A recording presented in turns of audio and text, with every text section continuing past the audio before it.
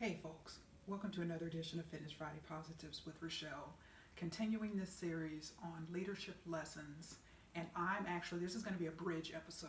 So I had planned to move on into leadership temperament in this particular episode, but I'm actually going to bridge away from the testing and adversity discussion that I've had here in the last few episodes, and I'm actually towards the middle of this episode, I'm going to bridge on into temperament. Because this testing and adversity, this could be a 30-part series, just by itself. Because as I stated early on in these leadership lessons, we are all, as leaders, going to be tested. There's no such thing as a smooth ride. There's no such thing as a perpetual, somebody being on top forever. You know what I mean? Well, then life would just be not interesting if that were the case. If somebody were to maintain a dominant position, or for a team were to win, a professional team were to win each and every championship for 30 years, how exciting would that be? So the fact that there is this adversity, these ups and downs, these U-turns, these struggles, successes, failures, triumphs, these are all things that shape us, mold us, and make us better individuals, and particularly around this testing realm. And we see, and I've talked about, I haven't brought it out in a couple of episodes, but it's just so relevant. So 10 years from now, you're going to be always thinking about SWOT analysis, and how it applies to your business, to your facility if you're in a leadership role. And you'll just be thinking, like, Rachelle always talked about the SWOT analysis because it is always so relevant. And so what have you heard me say throughout this entire series?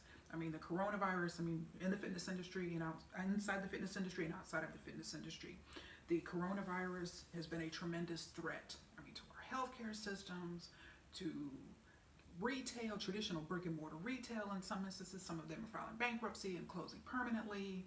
And the fitness industry has certainly been impacted. And so one area, while the coronavirus is certainly a threat in many respects in the fitness industry, fitness facilities in particular, as I stated here before last week, it's also been an opportunity. It just depends on where you lie. These traditional brick and mortar retailers that are now, some of them are filing for bankruptcy, and some of them don't even know if they're going to reopen. Okay, obviously the coronavirus has been a tremendous threat to them. Many were struggling before the coronavirus, but the coronavirus has just, made things just insurmountable in some instances. But the coronavirus, as tragic as unfortunate, not a positive thing, not a positive situation, but there's always opportunity, even in the midst of adversity and challenging situations and circumstances and market conditions. And so the opportunity for Amazon has been tremendous. Okay, Walmart has reported, their online sales have gone extremely just through the roof. So these online retailers, particularly Target, those that have, had very strong online infrastructures and have been able to throughout this crisis really improve upon their existing IT and infrastructure and what they offer, have really done well. Again, this is not investment advice. This is just pointing out how some entities are thriving in spite of the challenges that exist in other areas of the market. And so this is a perfect example, folks. So this was actually in the June edition, and they have it, I saw it in women's health, but they have it listed here in women and men's health. And so you see it's an ad here, and what does it say? Women's health, men's health, magazines, and it says, own your workout. Smart technology, super convenient, you got this. Walmart.com. And so it really caught my attention, for various reasons. Walmart advertising in women's health and men's health, but also, obviously they've, as I just alluded to, they've got the infrastructure to be able to handle, influx and high demand of online sales, but this late in the year. Now, if I had seen something like this December edition or January 2020 edition, or even February in traditional times, it would have made more sense, because you're ramping up towards the end of the year, a lot of people's New Year's resolutions, so there's a greater or heightened amount of market opportunity there. But to see Walmart advertising this late in the game, so you got a bike, you got a rower, and they're highlighting the technology, smart technology aspect of what they have to offer, and that surprised me because you just think like Walmart, okay, they're gonna have some basic things. They are really stepping up their game to take advantage of this big market opportunity. A lot of people working at home, working out at home. A lot of people are concerned about gyms. When are they going to reopen? When are they not going to reopen? Yada, yada, yada. So there is an opportunity in Walmart in typical fashion, taking advantage of that market opportunity. So just wanted to share that as we think about testing in adversity, and we see the shift of a lot of people working out at home, including myself, here at Rachelle's Home Fitness Center. And there's one more thing that I wanted to highlight. Now, I saw this in the Cranes Detroit Business. They send a daily coronavirus update. So it's called the Cranes Detroit Business, Cranes Coronavirus Update. So I saw this. This came to my email box Tuesday, May 26th. And let me scroll down and find it here. And it says, there's actually an article on Planet Fitness here in the state of Michigan that I wanted to read. And yes, Planet gets a lot of airtime on Fitness Fridays, and why is that? Because they're the market leader. I mean, they're market leader in many respects. Very visible, high level of brand awareness, brand equity, a lot of different things like that. So in many different cases, Amazon gets a lot of time. So it just depends, like, who are the leaders? You always want to study and evaluate, particularly from a SWOT analysis standpoint, what is going on with the market leaders, regardless of industry. I always want to pay attention to what's going on. And so this is the title of this article. So Kurt Nagel, Nagl, published this article on May 22nd. So it says, Planet Fitness details plan for reopening in Michigan. So I've highlighted in a few of these episodes what some of the trials and tribulations and just the challenges that fitness facility owners and leaders are going through right now due to the fact that clubs closed due to the coronavirus pandemic back in March. Some have reopened, some are planning to reopen. So anyway, this was just a really, really good article in terms of evaluating how Planet Fitness here within the state of Michigan, and yes, I cover Michigan a lot, particularly Metro Detroit, but there are many lessons in this that apply across the industry and across fitness facility types. There's just some good information here that I just had to share this with you. So it says, let me go ahead, and it's a lengthy article, but I do want to read it for context in its entirety. And so it says, the largest gym chain in Michigan has completed an expansive reopening plan that seeks to transform the judgment-free zone into the COVID-19 free zone. The Planet Fitness plan calls for half capacity at all gyms, taping off every other piece of equipment, marking squares in the free weight area, strongly encouraging patrons to wear face masks, and routine temperature checks for employees, who will be required to wear a mask and gloves, and no more free pizza, bagels, or Tootsie Rolls. The new rules are detailed in a 45-page playbook issued by the Hampton, New Hampshire-based company to its 80 franchises in Michigan. We believe that fitness is Michigan's path out of this pandemic, said Brian Reef, who owns the largest Planet Fitness franchise group in the state. Fitness is absolutely proven beneficial for people, not only physical benefits, but mental benefits as well. The pandemic will almost certainly do permanent damage to gyms whose business is to facilitate heavy breathing and sweating. Some fitness centers in Metro Detroit have already thrown in the towel. Gym operators everywhere are hoping that the desire to hit the treadmill again outweighs the fear of getting sick. As Governor Gretchen Whitmer moves forward with a phased reopening of businesses in Michigan, gyms and fitness centers are expected to be among the last to receive clearance. Reef, who operates 44 locations statewide under Northville-based PF Michigan Group LLC, said he presented his plan to the governor but had not gotten a response. Once Planet Fitness reopens, new protocols will include occupancy limited to 50% capacity. Most locations have regular maximum occupancy of 400. Closing off every other piece of equipment. check-in by mobile phone, at least 6 hand sanitizer stations at each gym, creation of a designated waiting area when gym hits capacity, group classes not allowed, the usually 24-hour gyms must close every night for cleaning, suspension of free pizza and bagel days, mandatory temperature and wellness checks for staff at the beginning of shifts, gloves, masks, and sanitizer provided to all employees. Reeve pointed to an April study about obesity by the Centers for Disease Control and Prevention as a key part of his pitch to reopen. The study indicated that obesity was the second most common underlying condition behind hypertension for a sample of hospitalized COVID-19 patients. Like others in the fitness business, Reeve is also concerned about the health of his company.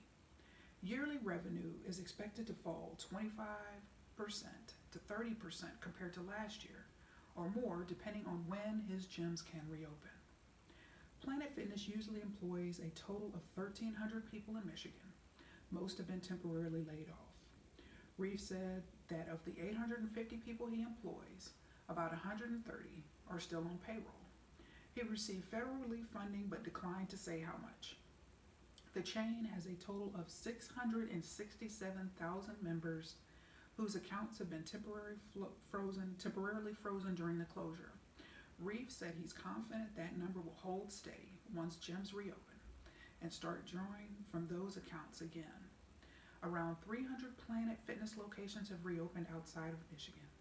Another 500 are expected to open by June 1st, including in Ohio, where Reeve has 6 locations ready to open Tuesday.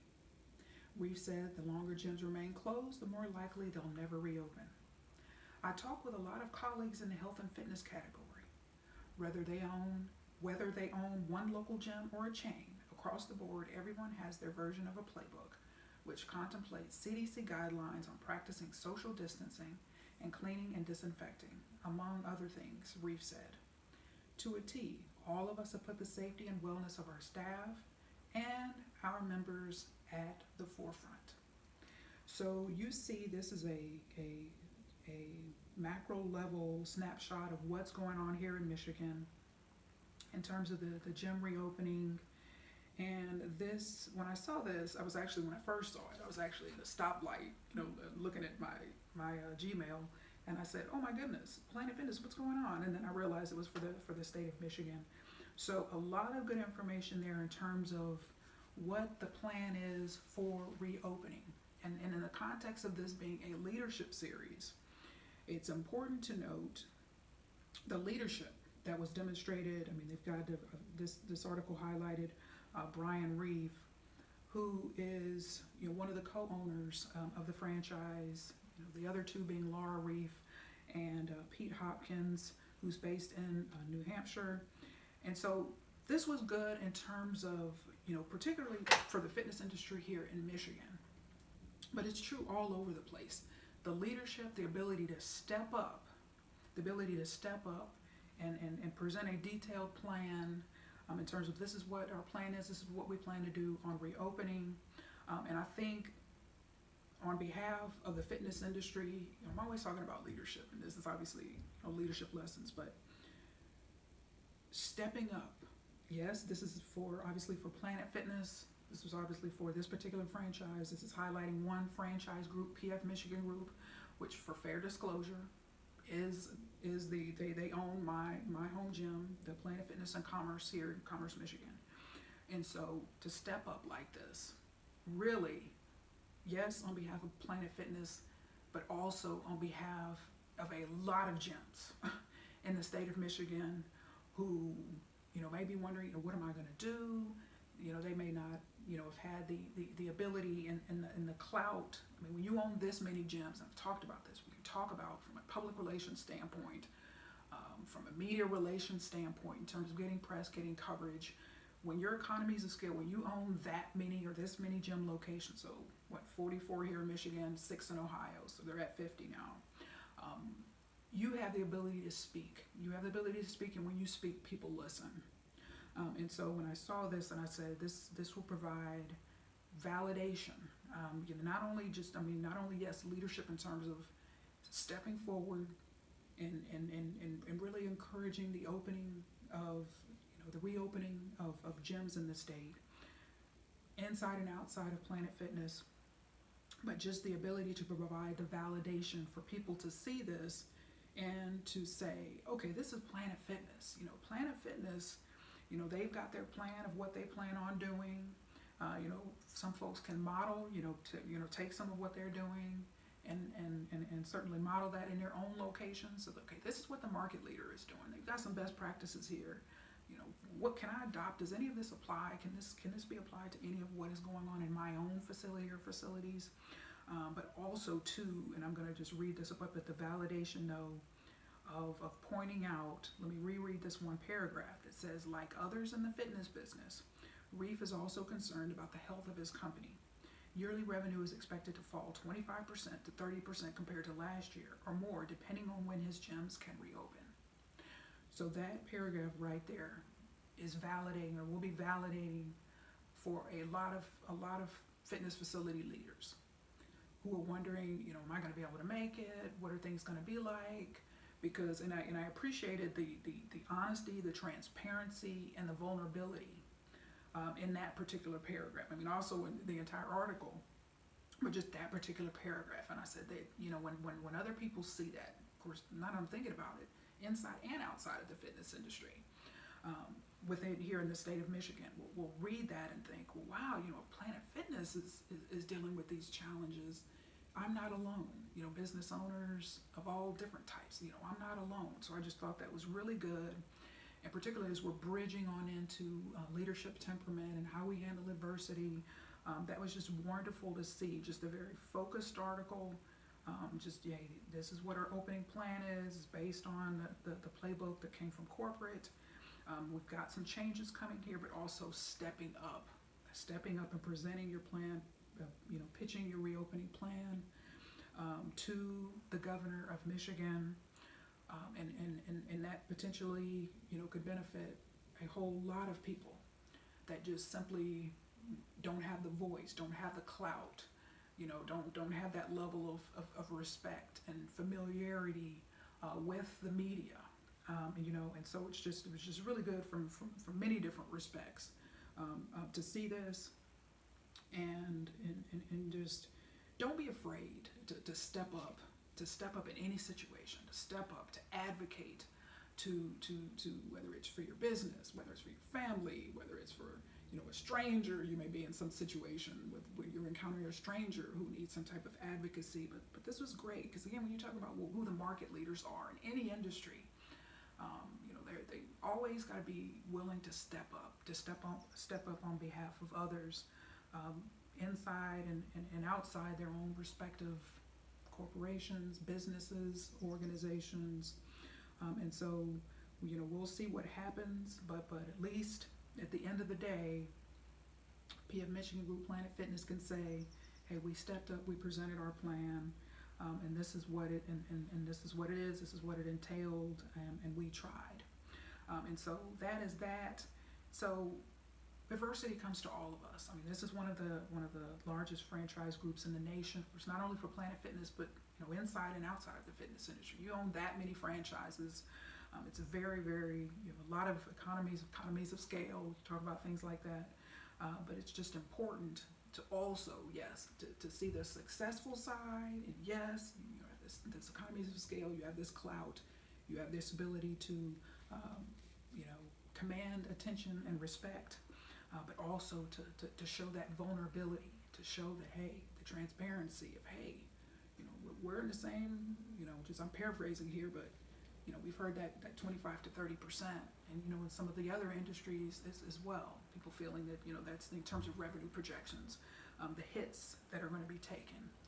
So it's just very relatable. It's just very, very, very relatable. So just had to share that, folks, just had to share that. So I always like to, and when I have a lot of time, I will go through the full article or articles for full context. But I always provide the article information for articles that I spend time on or articles that I don't spend time on. So you can go back if you want to do your own research and read the articles and study the articles yourself.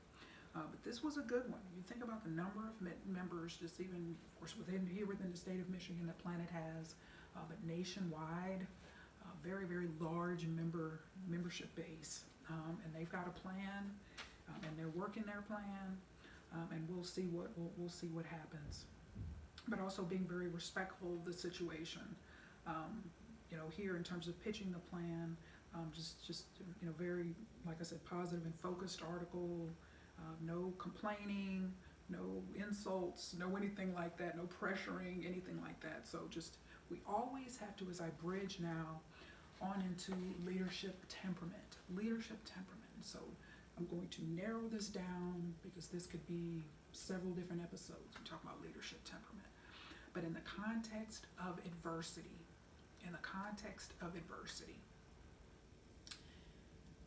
how do we respond? How are we responding to adversity? Adversity in life, folks, is inescapable for all of us. Is inescapable, and then that's the thing. You hear me talk about how adversity develops our character. Adversity shows what we are truly made of. Adversity reveals, do we have a horrible leadership temperament? Do we have a good leadership temperament? Or are we capable of growing? Are we capable of learning? Does adversity bring out the worst in us? Does adversity bring out, it's kind of this Dr. Jekyll and Mr. Hyde? Or because of a solid, stable leadership temperament, even in the midst of adversity, as challenging as things may be, are you able to maintain, yes, you're going to have good days, bad days, challenges, adversity, whatever, nothing is perfect. But are you like this on a daily basis, just up and down, just all over the place? Or is it something like this? And it may be, hey, hit a bump. Hit a bump on Friday. Okay, next Tuesday, hit another bump. But at least apart from that, is you fairly standard? Are you fairly solid and stable in terms of temperament? Because folks, how we respond to adversity is so important.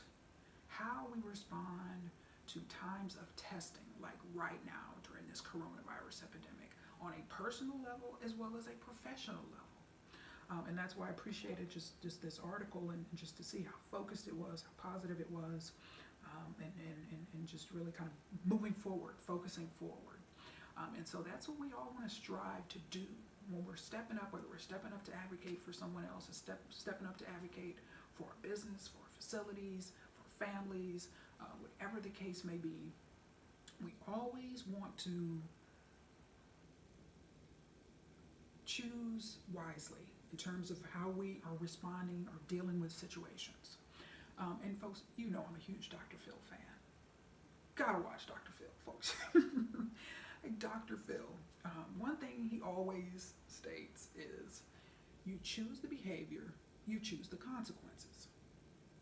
And so particularly in seasons of adversity, if you're always flying off the handle, if you have a bad temper, if you're yelling, adversity causes you to yell at people and throw things, and on a personal level perhaps punch walls and fire people erroneously, and if you react, particularly in terms of leadership temperament, if you're just a very emotionally out of control person, there's going to be consequences. There's going to be negative consequences from that, or because of that. And so that's why we always want to do our best, it's humanly possible, to remain cool, calm, and collected in the face of adversity of all types. Because particularly in this era of social media, where people will document, if you're flying off the handle, or if you're a fitness facility owner or leader, and you are responding, if a fitness facility leader, manager, owner, whatever the case may be, is responding to social media posts, perhaps Google reviews, doing a Google review on a facility or facilities, or Yelp review, and it is so painful, inside or outside of the fitness industry, when you see owners or folks in leadership roles responding horribly to what has been posted. to feedback, member feedback, former member feedback, perhaps a potential member toured a facility and was not really given a tour and told to just walk around, and then that individual goes on to that facility's website and does a Google review, and that owner or leader responds attacking the person, and it is so painful to see that sensitivity to criticism. And we're going to talk about confidence on next episode. And so, it just can be disastrous from a marketing perspective. So that's why we always want to put our best foot forward. We always want to have hope in the midst of adversity, in the midst of challenges, in the midst of this coronavirus epidemic. Yes, the new normal is different now. Reality has changed, normal has changed, but we've got to have hope. We've got to have confidence to know that things are going to get better. Things are going to get better. It may look drastically different. What we knew before the coronavirus epidemic may be drastically different than what we see or experience on the other side. But we have to have hope. We have to have confidence to know that we will make it through this, regardless of what happens. Regardless of what happens, we all face adversity. And the last thing we want to do is have this trail of emotional tantrums and responses, and where eventually, a person who behaved in such a manner 5 years down the road looks back at that and says, what in the world was I thinking? And particularly in terms of reputation, folks, that damage can be irreparable in many cases. The damage can be irreparable. If you're on TV, criticizing, just say hypothetical situation here. A facility owner is on TV criticizing, just hypothetical here, because I'm wading into some potentially controversial waters, but a facility owner is criticizing CDC, and why do they have these guidelines, and I don't understand, and I'm doing what I want to do, and I don't care. And then all of a sudden that's on the news, that's on the broadcast news, that's on print, it's in the newspapers, it's showing up, and potential members, current members are saying something like that. And they're like, what in the world? I'm canceling my membership. I never want to belong to that place again, whatever this and that. So all I'm saying is we have to be mature. We have to think long and hard, and in terms of the emotional maturity. There's a whole concept called emotional intelligence. To think now, not only in the current circumstance for today, how is my response? How is my ability to handle this situation going to impact what is happening to my business today, or what type of potential media coverage I can get today, but long term. See, we all, in a spirit of a positive and healthy emotional intelligence, we need to be thinking the long term. We need to be thinking about what the long term is, and what that means, the significance of that. And as I often state, as far as motives are concerned, we always want to do the right thing because it's the right thing to do. Don't feel like you got to do the right thing only to avoid a lawsuit, only to avoid any other type of litigation, only to avoid any potential negative press. Yes, those are obviously positive consequences of doing the right thing, but no, folks, let's do the right thing because it's the right thing to do. That will help us sleep better at night. That will help us enable us to have a clear conscience in terms of how we operate and how we do things. Because how we respond pre-COVID-19 and during COVID-19 and post-COVID-19 will impact us in so many ways. Potentially a person responding negatively, damage relationships, damage employee relationships, where all of a sudden, half the staff members quit, or 80% of the staff members quit and refuse, I never want to come back. So, a person or a leader who is not handling adversity well will be running off employees. Even if that facility, is just opened, or outside of the fitness industry, and just hypothetically speaking in the retail sector. So we want to treat people right. We want to do the right thing because it's the right thing to do. We want to treat people right because it's the right thing to do. We can't always, we don't need to be going through life always thinking, how is this going to benefit me? How is this going to make me look good? Let's just do the right thing because it's the right thing to do. And I want to share a quick example here. We talk about leadership temperament. I've been saving this on my iPad for a while. You see, I had to scroll all the way to the left. Been saving this article for a while and not going to go into it. Again, this is not investment advice. But when you talk about, potential leadership temperament, not focusing on the dignity of this person, their humanity. I respect the dignity. I dignify this person. I respect this person as always. I honor this person. But just to focus on the behavior. So we always want to kind of compartmentalize the behavior of a person, particularly if we're going to have a discussion where there's going to be some criticism involved. You always want to respect the humanity and dignity of an individual. And so Business Insider published this article on May 1st, 2020. And it's entitled, and Aaron Holmes published it, but it's entitled, Elon Musk just declared that he's selling almost all his physical belongings and will own no house, and that he thinks Tesla's stock price is too high. And so I had a number of articles that certainly subsequently appeared after this one in various news outlets. And it was just basically talking about Elon Musk, obviously of Tesla Motors. And again, not investment advice, but when you think about, in his comments, when all of this kind of went down, it impacted the stock price in a negative fashion. I haven't looked at it since. But it's just things, and the Dr.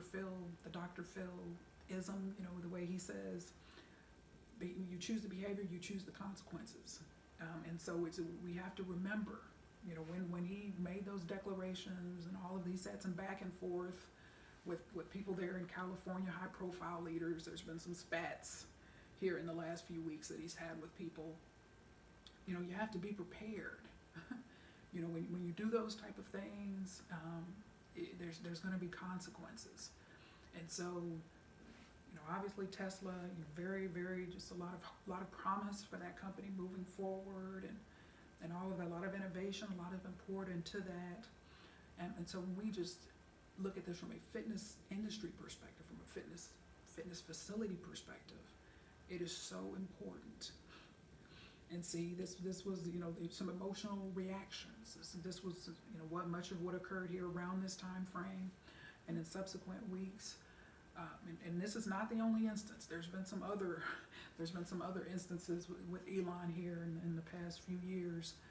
And so we just have to remember how we respond, how we deal with things matters. And particularly if you're a public figure, particularly if you're an owner of a franchise, or you're owner of your own studio or facility. How you respond, how you speak, how you deal with people can impact, can truly sink your facility or facilities, can do irreparable damage. And so it is so important. We just think this is one example. I can give many examples, but it's just Elon Musk. Whenever I see his name about to be mentioned or something, or in an article, I always think to myself, with all due respect, what is it now? What is it now? And sometimes it's purely positive articles, and sometimes it's a lot of controversy. And so we just want to think long and hard about having measured approaches, how we deal with things. If you're a person that struggles in the area of temperament, and you're just very emotional reactor, and you fly off the handle, and you yell at people, you criticize, you insult people, you belittle people. If you have that type of temperament, in the midst of adversity, but also without adversity, in the absence of adversity, this is an opportunity to shift perhaps some of the visible leadership responsibilities and roles to someone else who doesn't have those type of struggles. That's why, a corporate spokesperson, that's actually why that role is highly valued and so important. For many reasons. That's not going on the assumption that all CEOs are temperamental. No, that's not the case.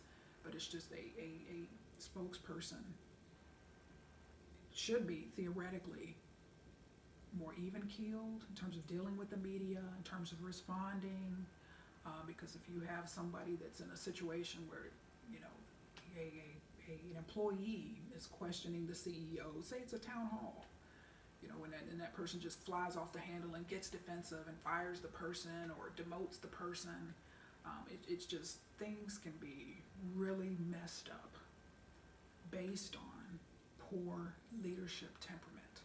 Now, we're all human. We all make mistakes.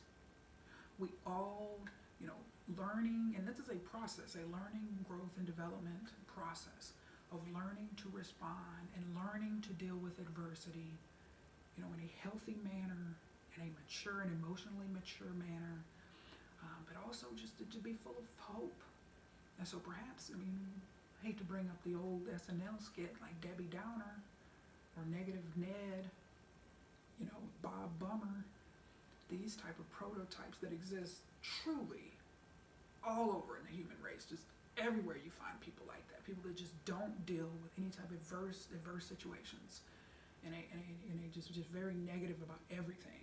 So in the midst of adversity and outside the midst of adversity, just negative and just complaining and just, or again, spiteful and vindictive. And so these are all opportunities. These are all reflections of our character. These are all reflections of our character. And so we always want to continue to learn, grow, and develop to become better people than we were the day before. But see, when you think about this second half of these leadership lessons that I've been discussing, and how I told you, in the spirit of alliteration, they've been starting with a T, but see, foundationally, that's why I started with truth. Truth, taking responsibility, testing in adversity. We're dealing with leadership temperament. I'm actually going to talk about confidence next time. On into talent, wrapping up the series with talent. But this is all, this is just so interrelated. But our temperament, folks, when you think about the realities of the coronavirus, just for example, so much cannot be controlled in the midst of this epidemic, right? But temperament is something that you can control. Absolutely. And if there's some weaknesses in this area, perhaps, somebody on your leadership team has a bad temper, and that has been witnessed, that's been documented, that has been observed, this is an opportunity to face truth. That's why I started this out, to say, what is your relationship with truth?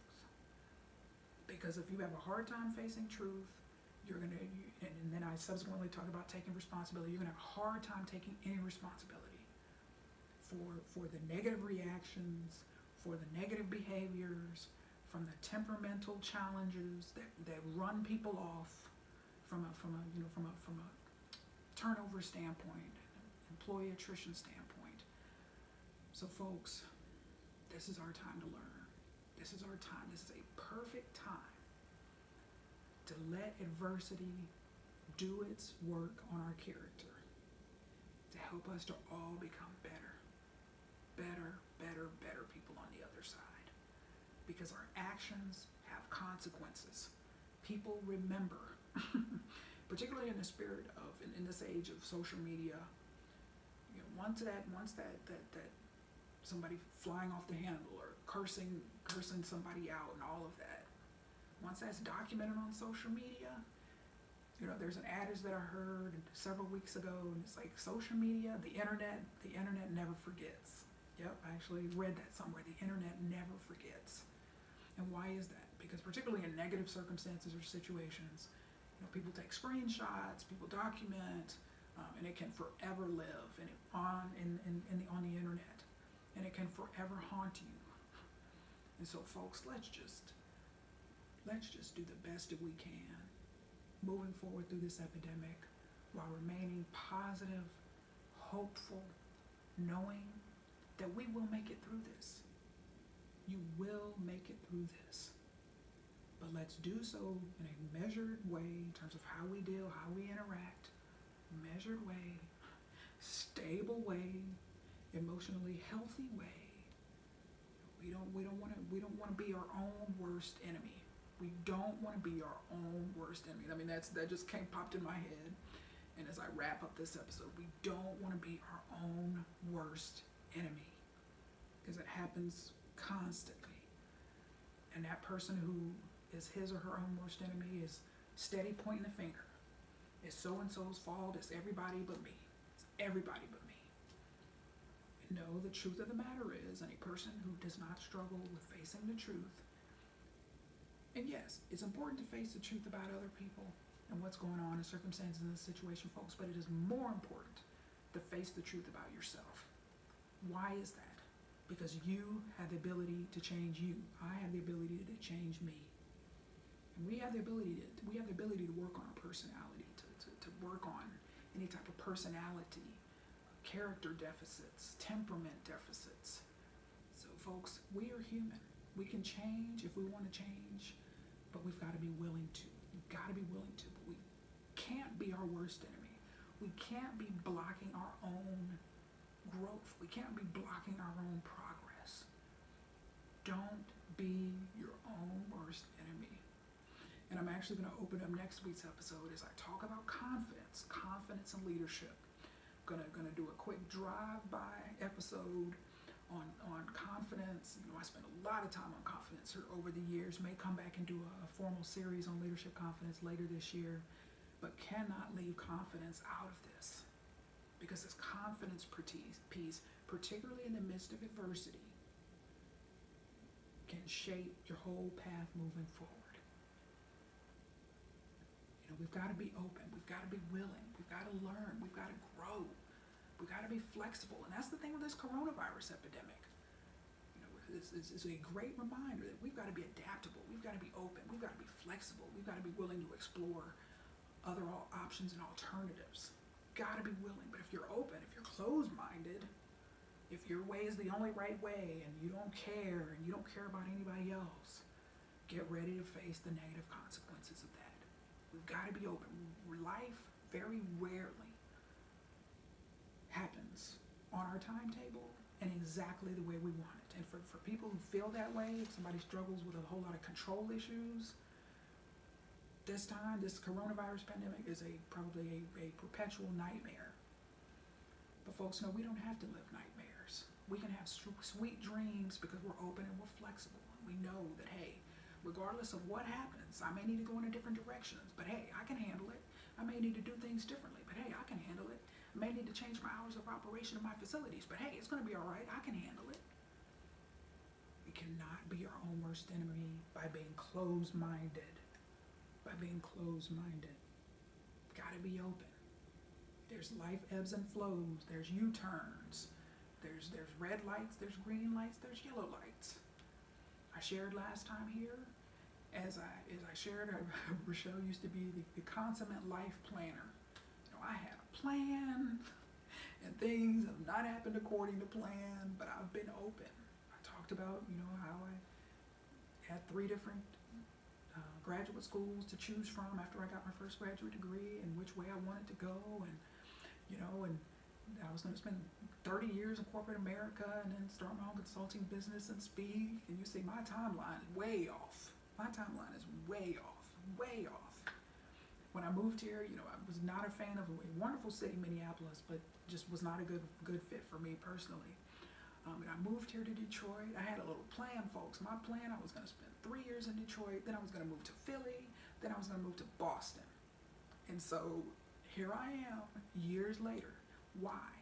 Because I didn't expect to just really of course I lived in Dearborn my first few years, but I really like Southeast Michigan. I really like living here in Metro Detroit. I really, really, really like it. Just the resiliency and the heart captured my heart, captured me. And I was like, oh wow. But I had to be flexible to say, well, I can move. I can keep my life plan and move to Philly, despite really liking this city, really liking where I live. This city has got, particularly inner city, the whole area, but just to watch inner city Detroit. Mayor Dugan, as you all may have heard, Detroit was a very big hotspot in the early weeks of this coronavirus epidemic, and things are doing very well and turning in a much more positive, favorable direction. But to see the folks, the folks in the city, and the city leaders, various city leaders, fight. Just this whole area just has such a fighting spirit, resilient spirit, that won me over when I first moved here, and it's like I'm being reminded again. Like that's why I stayed in Detroit. That's why I stayed in this area. But so see, my plan of moving to Philly and then to Boston didn't happen. But I had to be open. All right, my plan when I left Powerhouse, I said, okay, I'm gonna go to Planet Fitness for a year, and then gonna go on to the next facility. So June 28th will be 3 years that I've been a member of Planet. So see, you gotta be open. You never know how you're gonna like things, things are gonna work out. Okay, one thing, just me personally, I'm big on appreciation. Planet Fitness, they do a really good job in terms of member appreciation and doing different things. But specifically, my own franchise group, PF Michigan Group, did a wonderful job. When I used to do those reviews, a wonderful job in terms of having managers, assistant managers, shift leads reach out to me to express appreciation for that. And I haven't forgotten that. That's a very big thing for me. So see, folks, but you gotta be open. You gotta be open. Don't be your own worst enemy saying, okay, this is my plan and this is what it has to be, because then when your plan doesn't happen, are you bitter? Are you negative? Are you inflexible? Are you mad at the world? Are you vengeful? Are you spiteful? Are you hateful and hostile because your plan hasn't worked out? Because you've had some twists and turns, you've had to make some U-turns along the way? No, folks, let's be open. I had a former sales manager, Shannon Rafferty, used to say, Rachelle, you just go with the flow. You used to go with the flow. But see, that was a lot of growth. That it took to get that, because I used to have a plan. This is my plan. Planning is wonderful. I still have a plan, but now I have more of a hybrid mindset where I have a plan, but I go with the flow. And so that way I'm always on even keel emotionally and just, very stable temperamentally and positive, have a positive attitude, because I know regardless of what happens, which way I have to go, what I have to do, I'm going to be all right. Folks. So I'm going to wrap this episode up with Rachelle's Coronavirus Challenge. And so this actually came to me last Friday in the mail. So it came to me, came from my mother. So I see Shreveport, Louisiana. And so long story short, opened it up. And it was some good news. A few months later after the initial action. So there's a lot of pages here. And in the interest of time, I'm not going to go into a whole long spiel of everything and the whole context of everything, but this is a letter from the Department of Veterans Affairs, and it's actually addressed to my dad. So Veterans Benefits Administration, Regional Office, Oscar Smith. It's got a VA file number. And so long story short, when I was in Louisiana last September, so I was there 2 weeks last September, 2 weeks in November, 3 weeks from December into January. So when I was there in September, letter came from the Department of Veterans Affairs that, addressed to my dad, and it said it was a rating decision stating that they were going to decrease his veterans rating. I won't go into all of it. You can Google it. I don't want to go into all of that. And so I saw that letter and I said, no, this is unacceptable. This is not happening. This is not happening. So anyway, in typical Rachelle Smith fashion, wrote a letter, on his behalf, wrote a letter to the Veterans Administration. Wrote a letter, mailed it, also faxed it. So I did that in September. Also did it when I came back to visit again in November, sent them an update, mailed a copy of it, faxed it, everything on behalf of my dad. And so this rating decision came on April 27th. And so my mom actually sent it to me. And this is a copy of the decision stating that the rating was not going to be changed. And so it just made me smile. I mean, it really made my day when I saw this, quite frankly. But as we talk about particularly leadership, and I said, you know what, this coronavirus challenge, and I think it just served as a good reminder just to see this, how important leadership is in terms of standing up, advocating, whether for yourself, for a family member, for your employees, for your business, for your fitness facility or facilities. Now, in the midst of this coronavirus pandemic, there are myriad opportunities that are going to require us to be advocates.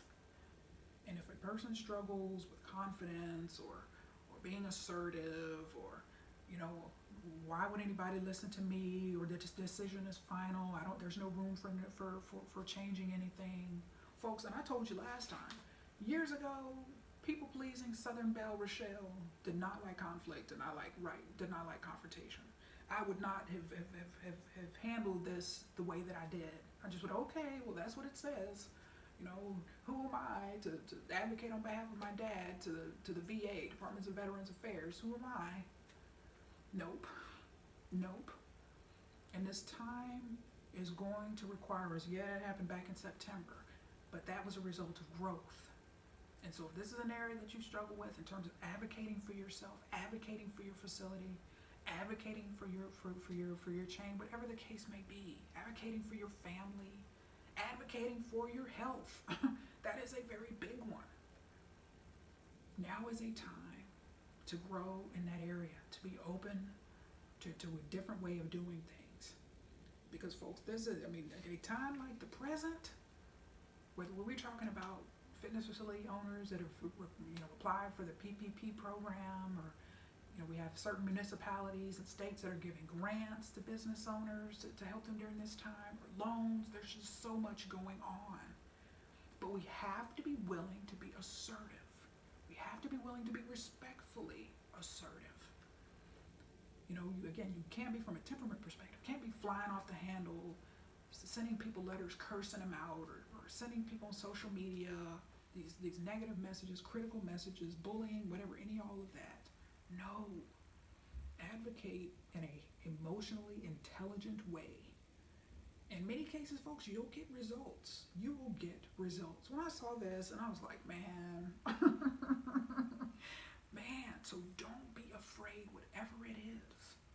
That whatever it is, your family, your health, whatever you need to do, perhaps you're diabetic, you've been struggling with diabetes for a number of years, and your physician is not, your situation hasn't improved in the last 5 years. Now is the time to advocate for yourself and say, okay, this has not been working here. This is a situation that is failing, and something's got to be done different now. Then I need to have a conversation. There's different options you can take. I can have a conversation with my doctor. Hey, this isn't working. I'm tired of going around this same mountain achieving no successful results. We got to do something different. Or I'm going to have to step out, and I'm going to have to find another physician. I've got to be my own best advocate in this situation, hypothetically, if someone is in that situation. But folks, don't be afraid to speak up. Don't be afraid to be assertive. Don't be afraid to advocate, folks. There's so much out there, again, pre-COVID and right now. People who speak up are those that get results in many cases. So don't be afraid to ask. Don't be afraid to do whatever you need to do for your family, for yourself, for your fitness facilities. But this is just such a great reminder that this coronavirus pandemic is truly a golden opportunity for advocacy of all different types, stepping up, asking for help.